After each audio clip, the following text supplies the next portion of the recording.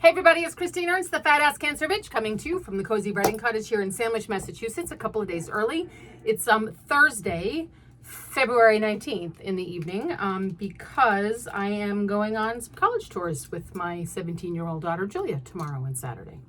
Gosh, that happened fast. We are going to Wellesley, Middlebury, and UVM. And a fun fact, I dropped out of Wellesley after a year in 1985. Yep. I was a 19-year-old hot mess of anxiety and self-loathing and self-harm and decided that I could never, ever fit in with those confident, accomplished, brilliant young women. So I dropped out and A, recklessly and rather ridiculously got engaged, but B, luckily and oh so fortunately got a job as a clerk in a bookstore that became its own kind of college education. The booksmith at the Dedham Mall sat between Brigham's and Anderson Little. Tom McCann was across the way, Woolworths and Sears in that wing, Bradley's and Medimart and Pewter Pot in the other wing. There was a Packy in the mall, and I spent half of my little paycheck on trendy clothes at Tello's. Do you remember Tello's? The shoulder pads, the geometric shapes. Oh, what a fun store. In 1985, Booksmith was a magical place. The big box bookstores had not yet been invented, and Amazon was still a river in South America. It had beautiful wooden floors and rolling ladders all around the perimeter of the store. There was a sweet kids section at the back of the store. It had beautifully built real wood bookcases and elegant signs, stacks and stacks of remainders, a window display, the bank of magazines, the microfiche machine. There were no computers then. We had to look up books in print with microfiche. I felt so fancy with the microfiche machine. I got really good at it. The book signings. Robert Parker was such an asshole. Mary Higgins Clark was so pretty and so nice. Marge Piercy terrified me. We listened to exactly 3 cassettes on rotation. George Winston, Winter into Spring. James Taylor, Sweet Baby James. And the Moody Blues, Days of Future Past, which is like classic bookstore soundtrack for 1985, right? I learned all about publishers and imprints and ISBNs and bestsellers and hand selling. I learned all the authors. I still have strip mass market copies of all the classics. I could borrow any book I wanted or buy it at cost. I read so much in those years. I learned how to create retail displays. I went to book conventions. I learned so much from so many good, smart people. The staff would go out for Chinese food after work. Rick, who became a librarian. Karen, who also became a librarian. Jackie, who I think became a librarian. Marcus, who would bungee a 6-pack of Sam Adams from the mall packy to the back of his 10-speed before he biked home each night. He fell in love with Renee, who worked in the mall management office, and they had 2 beautiful children who are now grown up. Weird old Deb, funny Rebecca, the first out lesbian I ever met. Dear David, who had so much anxiety. Sweet Greg, who was gay but not out and was terrified. Pat, who always wore corduroy pants and we could hear her coming. Zoop, zoop, zoop, zoop down the fiction aisle. Taz, who had just moved from Georgia. That woman whose name I can't remember, but who had a 6-inch tattoo of Tweety Bird on her hip. I have always wondered how that aged. When you get a 6-inch Tweety Bird tattoo on your hip when you're 22, what does that look like 40 years later? That part-time guy who fell in love with Samira, who worked at the jewelry kiosk across the way and told him she was actually a Syrian princess. Oh my God, it was such a fun, weird, delightful place to work. And when people talk about their college experience, I think about the bookstore and how much fun I had with those people and how much I learned. Like, I was such a sponge in those years. I'm still friends with so many of them.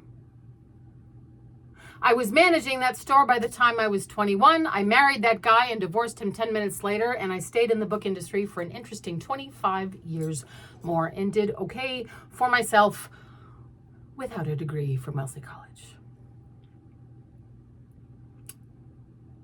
It will be interesting to visit Wellesley College tomorrow. A place that was such a source of shame and failure for me for so long. A school currently one of Julia's top 3, a source of hope an aspiration for her. The tuition is a mere $100,541. Let me repeat that. The tuition is a mere $100,541 per year, which I believe is about an 800% markup from the time that I was there. So barring a full scholarship, it is unlikely that she could attend. I have compassion now for the frightened girl that I was. How I wish I could go back and take good care of her. Hold her close. Reassure her. Tell her it turns out okay.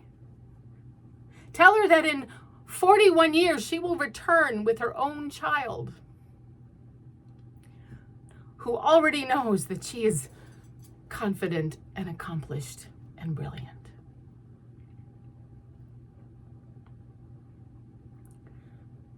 So this visit feels a little full circle. Some closure, maybe. Mama, I am not going back to college. Sorry.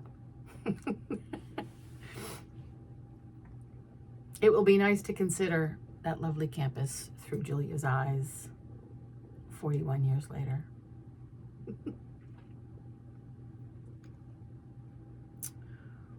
Ooh, what was college for you? What was the soundtrack of those years? What cassettes did you have on rotation in 1985? I still hear Sweet Baby James, and I am catapulted back to the register at Booksmith in the Dedham Mall, thinking about, oh, will I get a Raspberry Lime Ricky next door for lunch? Will I go down and get a hot dog at the counter at Woolworths? Maybe I'll go back to Tello's and see what they have on sale.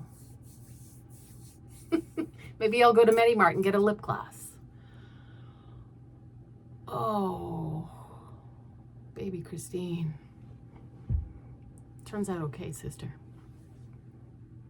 So I don't recommend dropping out of college. If you're a young person and watching this, I doubt there are any young people watching this. It made it harder for me in many ways, but it also made me determined in other ways. I screwed up over and over again, and I probably would have if I had a college degree. I wouldn't be sitting here talking to you, telling you this story if I'd gone to Wellesley College, I expect. That kind of nostalgia and regret is a very slippery slope. Don't do it. So I'll go back tomorrow, and I'll be fine. Maybe I'll remember some of the places that we visit on the tour.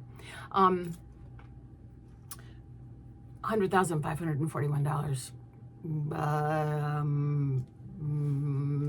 Luckily, we'll probably qualify for a lot of financial aid since Michael and I are older than all of the parents of the class of 27. We'll see. We'll see. She's a very smart girl, and she knows exactly what she wants. She's going to be just fine. Because she's beloved. And she can come as she is. Come as you are beloved. Find delight today, even at the college you dropped out of. That's what I plan to do tomorrow. Thanks for tuning in. Have a lovely few days. Sounds like we're getting more snow here in these parts anyways, at least on Sunday and Monday. Take good care of yourselves. Don't beat yourself up too much. Give yourself a hug. You are beloved.